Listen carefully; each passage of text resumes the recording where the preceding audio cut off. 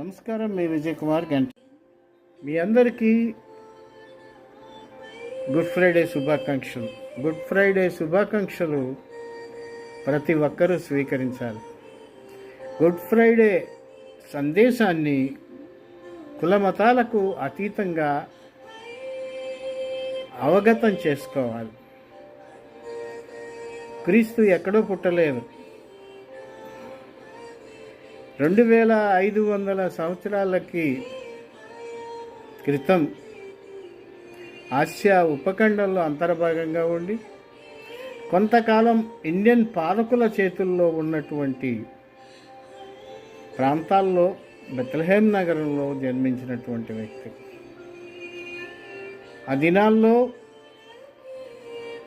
గొర్రెల కాపర్ల జీవితాలు వాళ్ళంతా కూడా ఎక్కువ భాగం మంది చారిత్రక ఆధారాలను బట్టి సంచార జీవులుగా, జిప్సీలుగా గొర్రెలను కాపుకుంటూ పాలస్తీనా, ఇతర దేశాలకి, ఇస్రాయేల్ తర్వాత ఇతర దేశాలకు వెళ్ళి నివాసం ఏర్పాటు చేసుకున్నటువంటి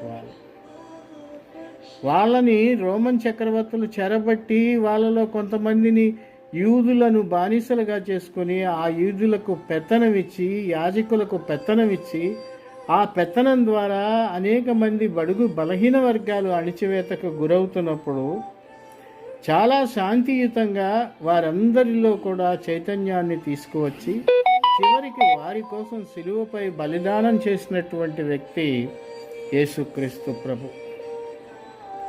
ఆయన రక్తం అనేక మంది జీవితాలలో ఒక మార్పు తీసుకువచ్చింది.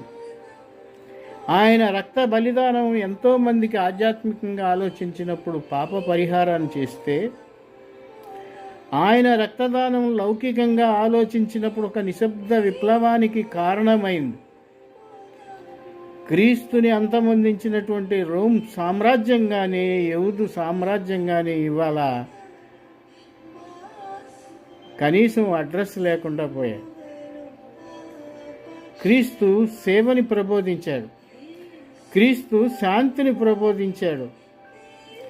ఒక శాంతి వచనాన్ని లేదా ఒక మౌనాన్ని బద్దలు చేసినప్పుడు వచ్చేటువంటి విప్లవం ఎంత బలీయంగా ఉంటుందో,